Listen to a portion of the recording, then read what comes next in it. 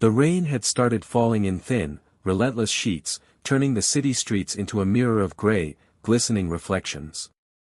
People hurried past with umbrellas and hoods, trying to escape the damp chill, but one figure remained rooted to the corner of the sleek glass building. A beggar, shivering and soaked, held out his hands with a mixture of desperation and quiet dignity. His clothes were tattered, his face streaked with grime, and yet there was a certain calm in his eyes, as if he had long since accepted the harshness of life. Jonathan Pierce, the CEO of Pierce Industries, emerged from the building in his tailored suit, umbrella in hand, his mind already consumed by the high-stakes meeting awaiting him downtown. He spotted the beggar immediately, and a flicker of irritation crossed his face. He had no time for these distractions, the city was full of them, and he had spent decades perfecting the art of ignoring the inconveniences of the poor. Without hesitation, he stepped over the threshold and slammed the glass door behind him, as if that simple action could shut out the discomfort of the human need he didn't want to see. As the door closed, a small, hesitant voice broke through the rain and the clamor of the street. Jonathan paused mid-step, his heels clicking against the marble floor, and looked down.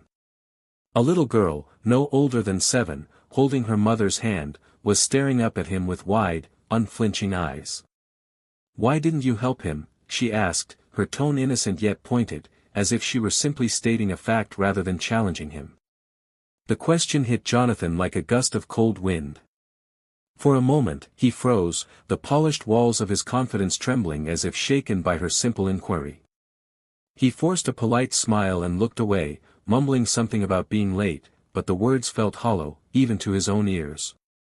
The girl's gaze lingered on him, unwavering, full of the honesty that only a child could possess, and for a fleeting second, Jonathan felt a strange, uncomfortable tug in his chest, something unfamiliar, almost like guilt. He hurried down the street, trying to focus on his phone, on the schedule of meetings, on the endless tasks that defined his life. Yet the girl's words replayed in his mind, echoing louder with each step. "Why didn't you help him?" He could picture her tiny hand still clasped around her mother's, her eyes searching for an answer he didn't have. By the time he reached his car, the rain had soaked through his coat, and he felt colder than the weather alone could explain. That night, as he sat in his luxurious penthouse overlooking the city lights, he kept seeing the scene over and over, the beggar's outstretched hand, the little girl's question, the slammed door. It was a small moment in the grand scheme of his meticulously controlled life, yet it had lodged itself stubbornly in his mind, refusing to be ignored. For the first time in years, Jonathan Pierce felt something he hadn't expected. The unsettling, undeniable weight of conscience. The next morning, Jonathan Pierce awoke in his pristine penthouse, the city sprawled beneath him like a glittering jewel, but the view offered no comfort. Despite the luxury surrounding him, the little girl's question from the day before echoed relentlessly in his mind, "Why didn't you help him?" He had spent years building a life defined by power, wealth, and carefully curated appearances, yet her simple words cut deeper than any boardroom critique or financial loss ever had. Even as he sipped his coffee, meticulously prepared by his personal assistant, he found himself restless, replaying the moment in his mind over and over. Each time he saw the beggar's worn coat or the rain streaking down the glass of the building, a pang of shame tightened in his chest. He realized that no amount of money could protect him from the truth he had been avoiding. He had built walls around himself so high that compassion and empathy had been squeezed out of his daily life. Unable to focus on meetings or emails, Jonathan left his office early, claiming a sudden emergency. He returned to the street corner where he had slammed the door the day before, the drizzle still lingering in the air, softening the harsh edges of the city. To his surprise, the beggar was there again, sitting on the curb with a small, tattered blanket wrapped around his shoulders, holding a tiny cardboard sign that read simply, "Anything helps." Beside him, the little girl from yesterday crouched, offering him half of her sandwich with a kind, gentle smile. Jonathan's chest tightened at the sight. The girl's small act of generosity was pure, uncalculating, and it made the emptiness of his own life glaringly obvious. For the first time, he saw the beggar not as a nuisance or an obligation, but as a human being with hopes, fears, and dignity. Jonathan hesitated at the edge of the sidewalk, unsure how to approach, feeling exposed and vulnerable in a way he hadn't felt in decades. The little girl noticed him standing there and waved shyly, her innocent trust piercing through the armor of his ego. His mind raced. What could he say? What could he do to make this right? He realized that helping wasn't about appearances or feeling obligated, it was about connection, humility, and simply recognizing another person's worth. With a deep breath, he stepped closer, handing the beggar a folded envelope of cash, far more than necessary, and mumbled, "I'm sorry for yesterday." The beggar looked at him with quiet gratitude, not condescending, not judgmental, just human. The little girl tilted her head, curiosity shining in her eyes, and asked softly, "Why do you look sad?" Jonathan felt a lump in his throat. In that moment, he understood that her question wasn't just about yesterday, it was about him, about the person he had become. He realized that the wealth he had accumulated meant nothing if he couldn't open his heart. For the first time in years, he felt the fragile but profound stirrings of change, and a journey he hadn't known he needed began to take shape. The days that followed were restless for Jonathan Pierce. Each morning, he woke with the image of the little girl's wide, innocent eyes etched in his mind, her question echoing louder than the ringing of his office phone or the clatter of high-powered negotiations. Despite the board meetings, conference calls, and endless reports, he found himself drawn back to the corner where the beggar sat, a small constant in a city of chaos.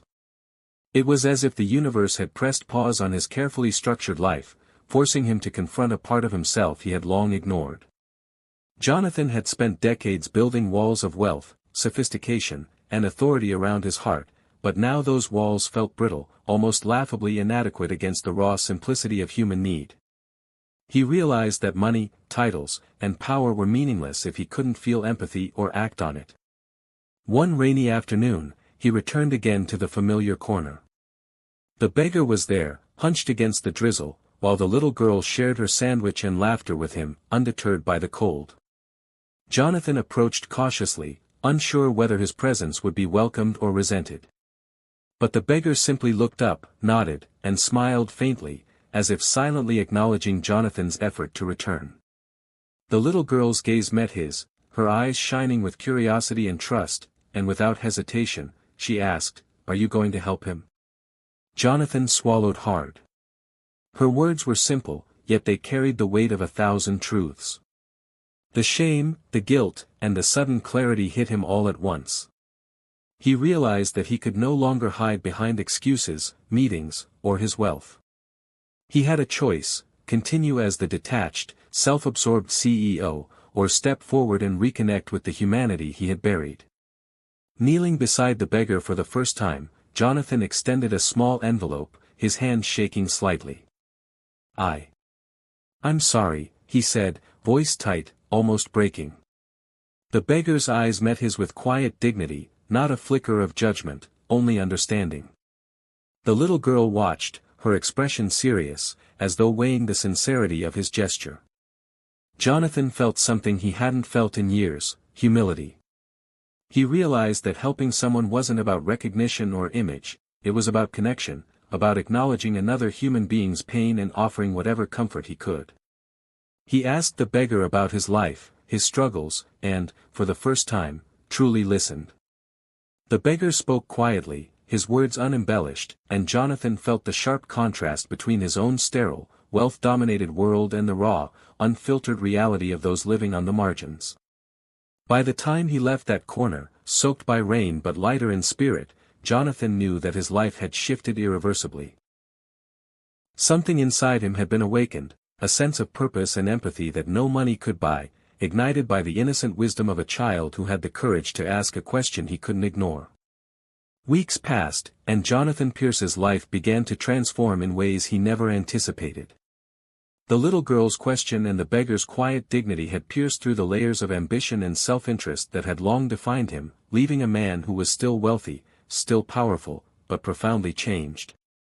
He began small, returning to the street corner regularly, offering not only money but conversation, empathy, and genuine concern. He listened to the beggar's stories of hardship, dreams deferred, and unfulfilled potential, and in return, he shared pieces of his own life in a way he had never done before, revealing vulnerability beneath the polished exterior. The little girl, ever curious and observant, would sit beside him, occasionally asking questions that seemed simple but carried remarkable wisdom. Each interaction reminded Jonathan that wealth without compassion was hollow, and power without humility was empty. Motivated by this newfound understanding, Jonathan started using his resources to make meaningful changes. He organized community programs through Pierce Industries to support the homeless, providing not just financial aid but job training, housing assistance, and mentorship. The beggar, once an anonymous figure on a city street, became one of the first beneficiaries, finding stable work in a modest apartment that gave him a fresh start. Jonathan made it a point to visit him, sharing advice, encouragement, and even laughter, small, human moments that reminded him of the life he had almost ignored. The little girl, now a frequent visitor to his office, watched these transformations with wide eyes, proud of her role in sparking change, though she never fully realized the depth of her impact. Beyond these acts of charity, Jonathan himself began to experience profound internal shifts. Boardroom victories and financial milestones no longer defined him. Instead, he measured success by the lives he touched and the compassion he could offer. Meetings that once left him exhausted now seemed like opportunities to influence others toward empathy and kindness. Colleagues noticed the change, some admired it, while others were skeptical, but Jonathan no longer cared about appearances or social approval. The satisfaction he derived from genuine connection, from offering help where it was truly needed, was richer than any paycheck or stock portfolio. On one bright, crisp morning, Jonathan returned to the street corner, now familiar and welcoming rather than a place of guilt. The beggar waved, smiling genuinely, and the little girl ran to him with a hug, her laughter filling the air. Jonathan knelt to her level, smiling as he replied to the question that had haunted him for weeks, "Because now I can." For Jonathan Pierce, life would never be the same. A child's simple question had shattered the walls around his heart, turning a man defined by ambition and wealth into someone defined by empathy, humility, and an enduring belief in the power of kindness. In the end, it was not his fortune or his titles that mattered, it was the lives he touched and the humanity he rediscovered, all because he listened to a child when she dared to ask a question he could not ignore.